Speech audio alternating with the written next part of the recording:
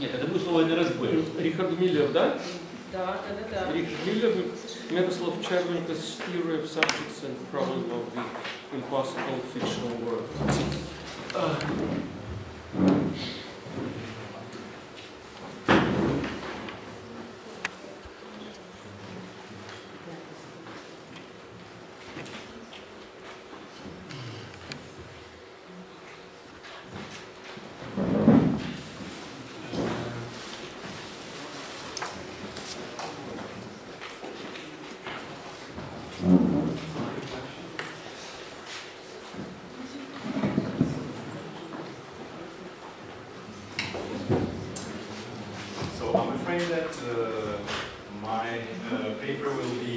Will seem at first a little bit out of place here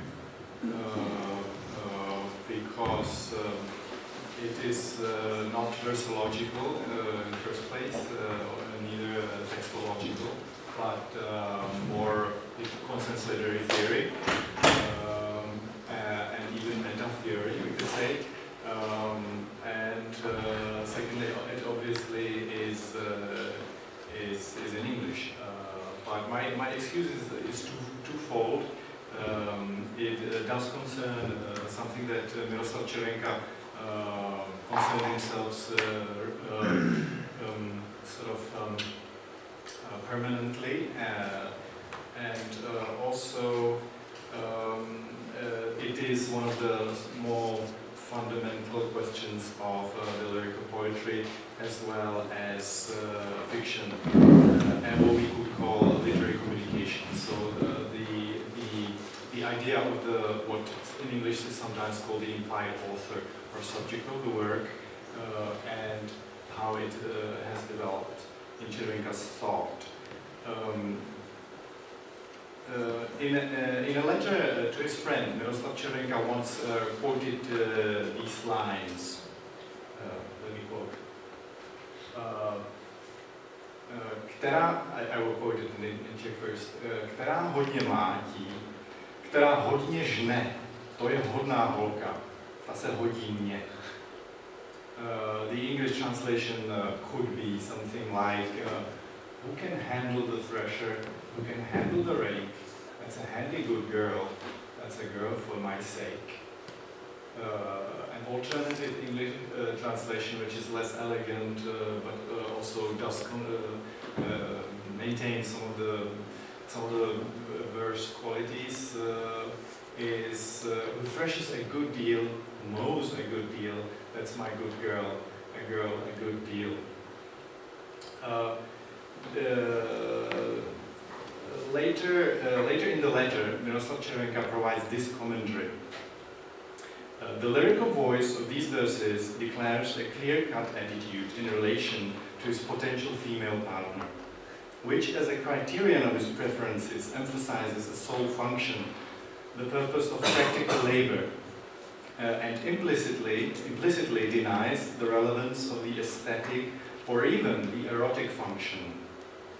How could, however, the same subject in this very context decide to express himself in the sophisticated paronomastic sequence hodně, hodně, hodná, hodí, strengthened by an alliterative member without etymological relation, holka,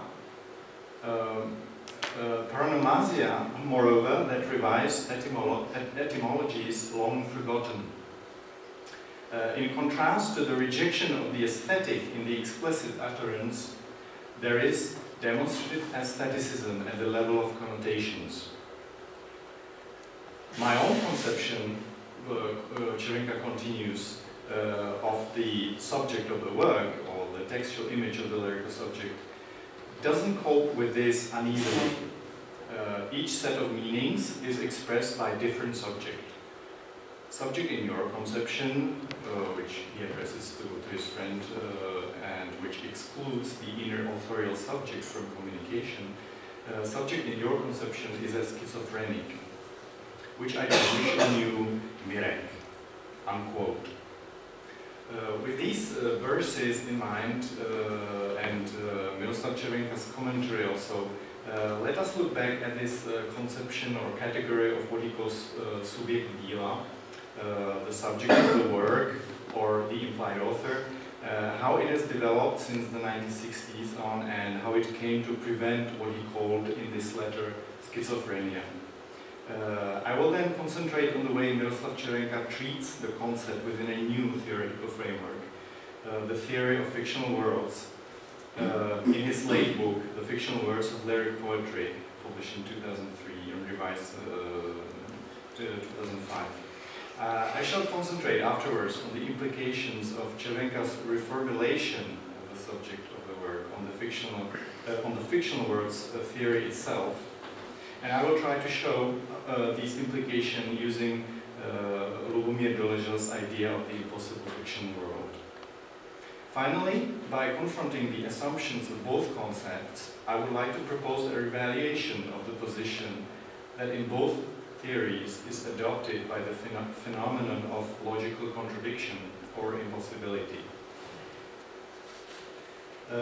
In Červenka's early monograph, The Semantic Construction of the Work of Literature, which was published in Czech in 1992, and first was published in German in 1978, but was written in 1968 already.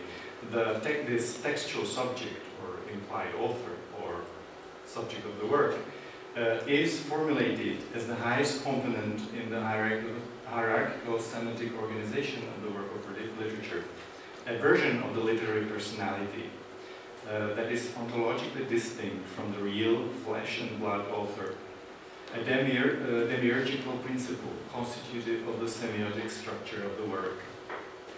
This subject is located between the real author and the explicit narrator or lyrical subject, or lyrical hero.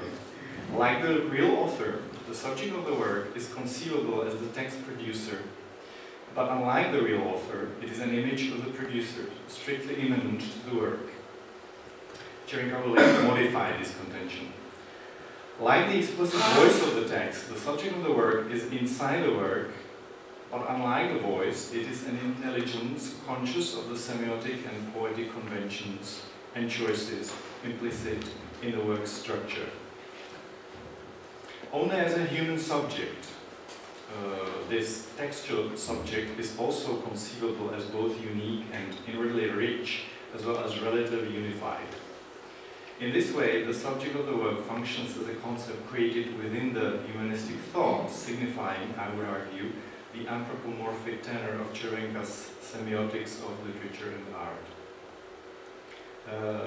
Much later, in 1991, in the essay Sebeoslovení v lyrice, self-addressing in the lyric, Červenka points out some of the more paradoxical features of his model of literary communication and the position of its subjects. The lyrical, in this case confessional situation, as well as the way it is related to its superordinate subject of the work, tends to be, as Červenka readily admits, very unusual. The lyrical confession does not imitate any real situation of communication. The subject enunciates his feelings, thoughts, and actions outside any temporal metrics, while the addressee is strangely excluded and assumes the role of a witness rather than a partner in dialogue. These inconsistencies are even more strongly felt in relation to the subject of the work, who exists outside the represented world and can be thought of both as the result and the producer of the text. It is at the same time this very subject that is also supposed to unite all connotative meanings, choosing the genre, the rhythm, the verse form, figurative tenor, and all the various innovative formal means of the work of literature. It is not the subject of the work that, in the end, supposedly integrates all incoherence. In the poem quoted above, the incoherence and contradiction between the primary and connotative meanings, the down-to-earth attitude of the speaker, and the artfulness of the word's shaping is integrated in the complex supersign of the text's hypothetical producer. Let me mention that what Червенка develops within this structuralist, neo-structuralist, and semiotic framework is not the sole attempt to formulate a similar category, an image of the author in the text. Among the analogous terms, there is especially Wayne C. Booth's implied author, also Umberto Eco's model author and reader, to some extent also Michel Foucault's author function, and many others. The ones closest, as far as I can judge, to Червенka's particular conception is Wolf Schmidt's abstract author and Janusz Slavinsky's Podmiot činnosti tvůrčích. It should be added that none of the above mentioned is by any means universally accepted, and the concept of the implied author is, on the contrary, a highly contested category. The Czech neo-structuralist Miroslav Червенka revisits the category of the subject of the work in the fictional worlds of the lyric poetry. This time, however, as the title suggests, within the framework, he does so within the framework of the theory of fictional worlds. Especially as proposed by his emigre Czech-Canadian colleague Miller in his Heterocosmica, Fiction and Possible Worlds, published in 1998. Applying the notion of the subject of the work to the coordinates of the fictional world, it becomes clear to Miroslav Червенka that this subject cannot belong to the fictional world itself. It is not part of this world, and its acts that shape it are implicit. Drawing on Kendall Walton and Felix Martinez Bonatti, Червенka proposes a notion of another world, adjacent or superordinate to the fictional world, as a sphere where the fictional world becomes an entity of play and contemplation. It is a simulation world, the world of the play with the fictional world. He calls it svět hry s fikčním světem. It is this world which is the specific domain of the subject of the work, where the actual author and the actual reader project their simulated alter egos, and which mediates the fictional world to the actuality of the real communicants.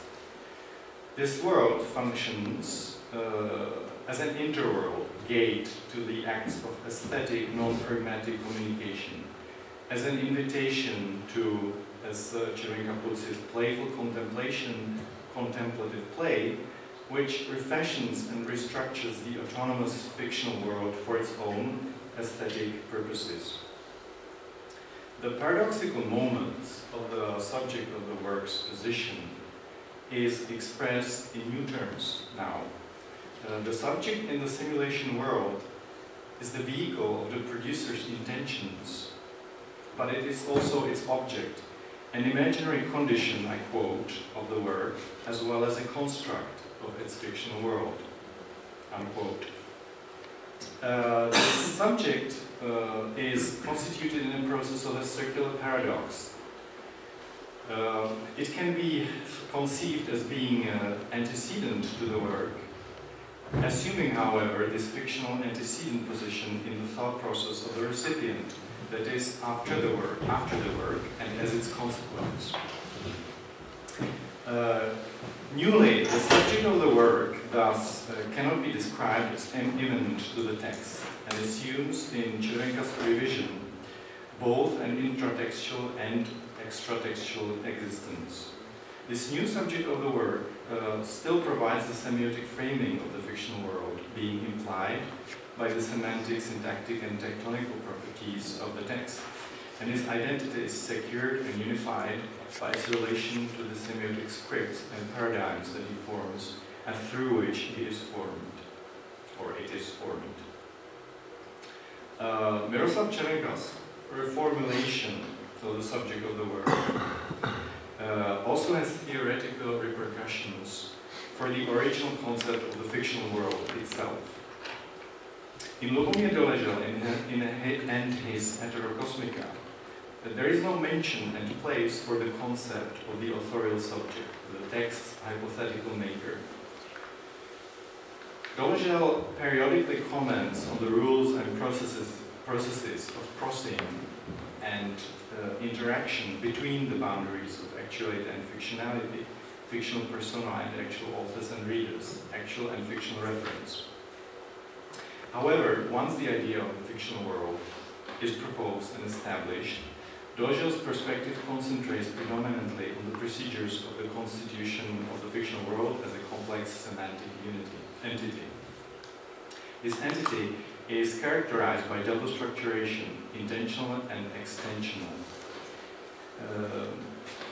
Intentional structure is the system of relations manifest in the verbal texture of the work, tied, as it is, to the explicit wording of the text. In contrast, extensional structure of the fictional world is an independent but derived system of relations. In other words, a parastructure, or the content of the fictional world, with its own extensional semantics. Extensional structure is construable only through intentions, that is, the exact wording of the text, but it is paraphrasable and not limited to the intentional structure. Now, what Dolezal calls the intentional function seems to assume a role similar to the subject of the work. Like the subject of the work, it is integrative of the poetic dimension of the fictional world. A regularity, as Dolezal puts it, I quote, of the text's texture projected into the fictional world, unquote.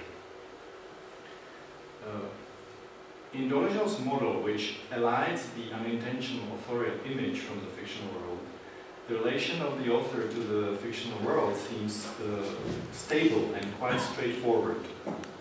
This created world, the fictional world, exhibits intentionality and regularity, and the author is in full control of its design. The author inserts instructions of reconstructing this world in the text, and the reader interprets and acts according to them as well as he can. This somewhat technological idea is reminiscent of Umberto Eco's semiotics of literary text and processes of encoding and decoding, as put forward in Eco's Lector in Fabula, reader in the text.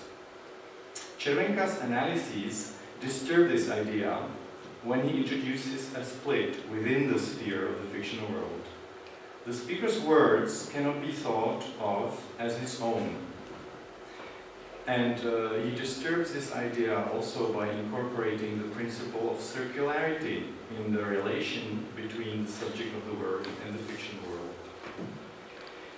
In the light of Червенк's thought, the projection of the intentional function onto the extensional semantic structure of the fictional world hardly needs to be or even can be described in terms of regularity.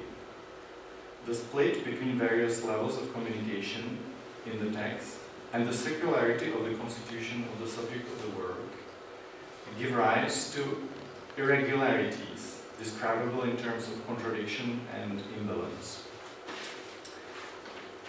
In the opening verses, if we look back at the poem, the extensional structure is quite simple.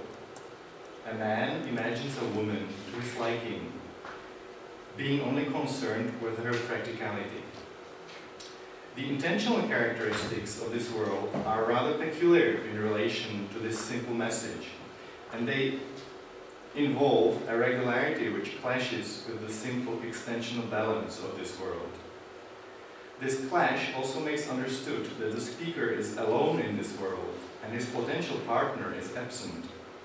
Her possible and very likely objections are thus inserted implicit between the lines.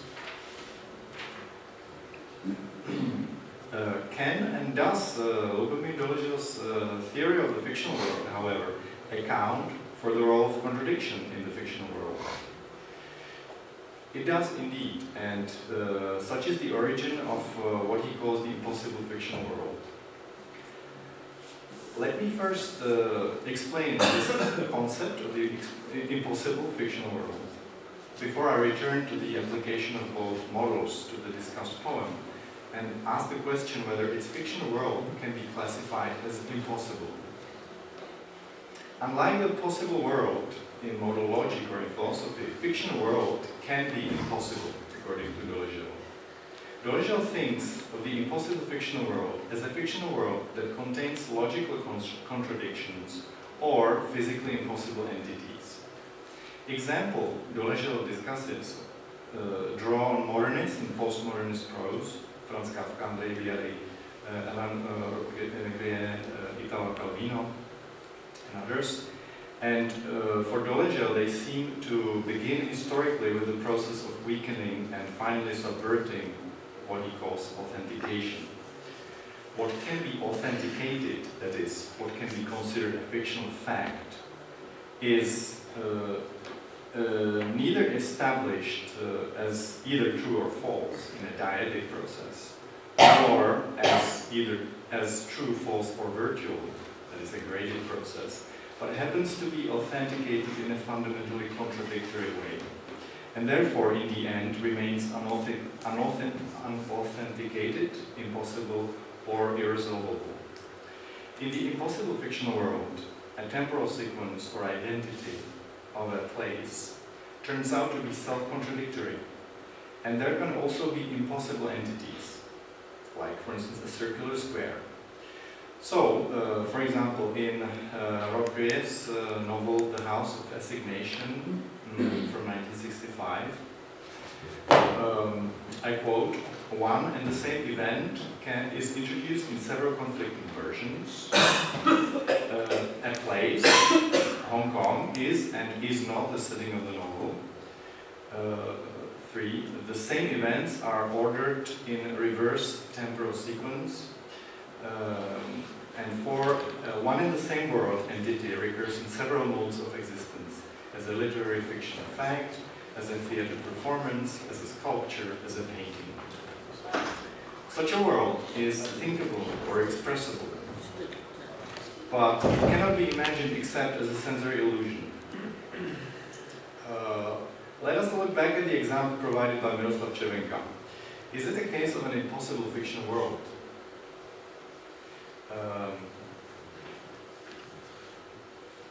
For Deleuze, there is no impossibility or contradiction in the words of the narrative voice. It's fictional world where girls can handle the thresher and rake and are practically usable is a possible world.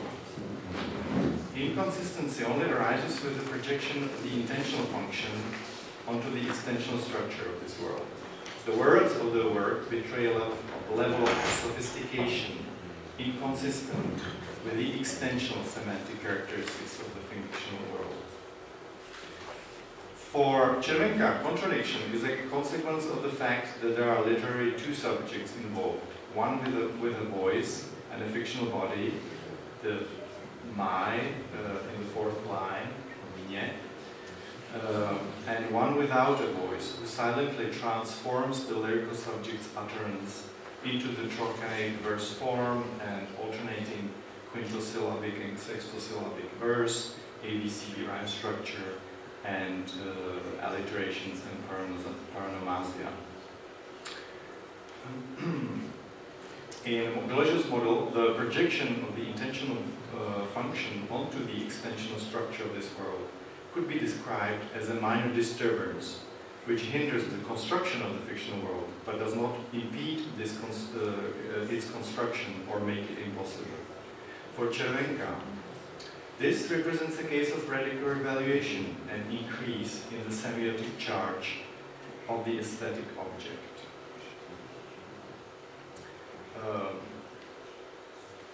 In Deleuze,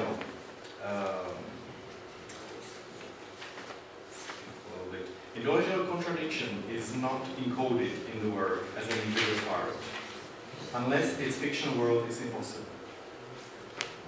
Impossibility is contained within the fictional world and is historically contingent. The poetic response and echo of the disintegration of the mythical and religious footing of the world in the modern age. The impossible fictional world, according to Deleuze, emerges as a historical moment, a particular experimental exploration of anti-mimetic representation. Considering these two cases of contained contradiction, I would like to put forward the following suggestion. In view of Miroslav Червенka's other world, the world of the play with the fiction world, it seems plausible to regard impossibility as an integral part of the functioning of any fictional world, not just the impossible, as constituted within an aesthetic object. All fictional utterances and facts are in an important sense logically contradictory, and hence point at their own impossibility as their sine qua non. Once impossibility is allowed into the fictional world, there seems to be no stopping it. Once impossibility defined as logical contradiction is admitted in the world, no historical limit with regard to its existence is, I would argue, establishable. A fictional world that does not contain logical contradictions or physically impossible entities, as opposed to the fictional worlds that does contain those, is itself principally an impossibility, because the position of its narrators and lyrical subjects is itself contradictory, and their words are a logical impossibility. Impossible fictional world can be a useful historical heuristic concept. However, it is ultimately belied by the inherent heteroglossia of poetic speech per se. But there is also an issue with Miroslav Червенka's model. It itself seems to rely on a contradiction.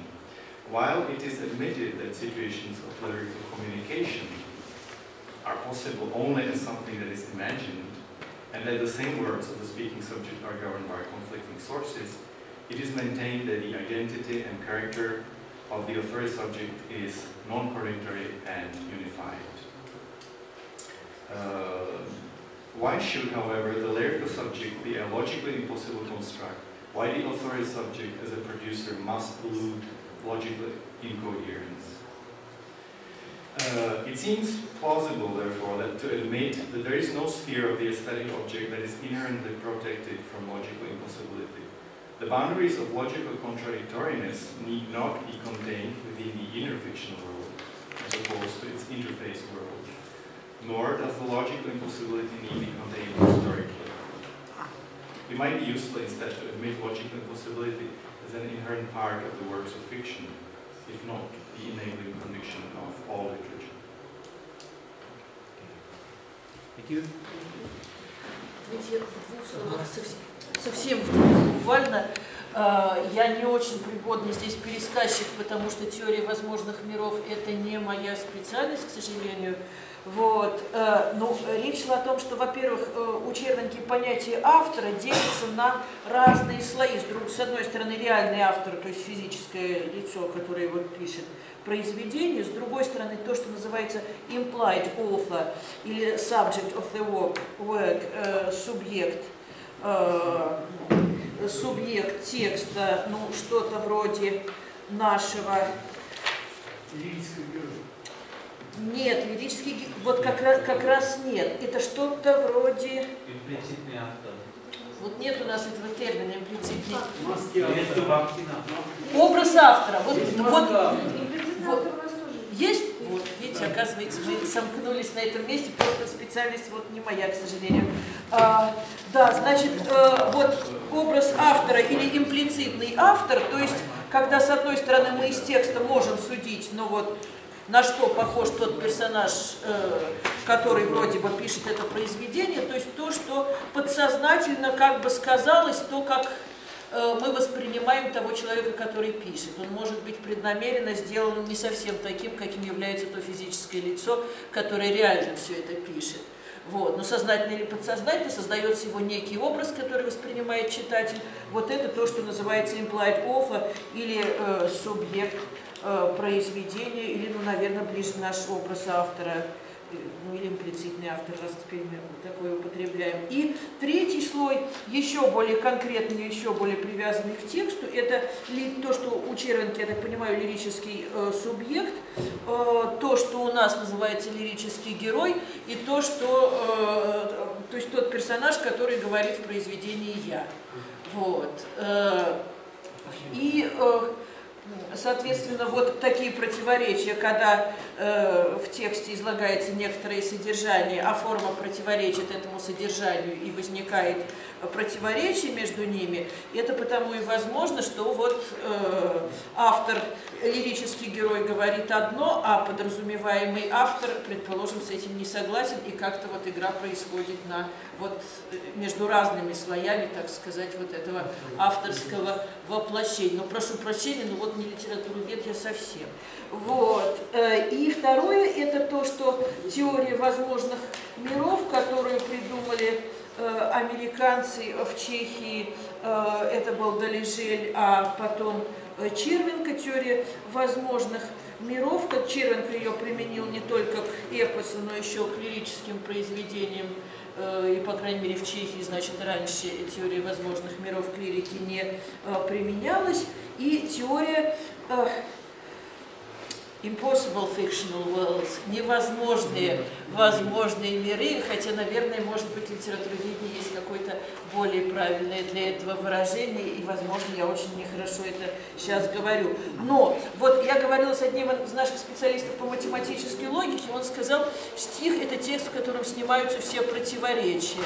Вот, по-моему, то, что говорилось об impossible worlds в данном случае, как раз вот и было с этим связано. Вот, impossible world – это когда в тексте происходит нечто, что в реальной жизни вместе никаким образом происходить не может, и имеются некие противоречия, нормальные в тексте и в реальной жизни абсолютно недопустимы. Вот это насколько я могу, так сказать, пересказать, за что сразу прошу прощения. Коллеги, вопросы, questions, ideas?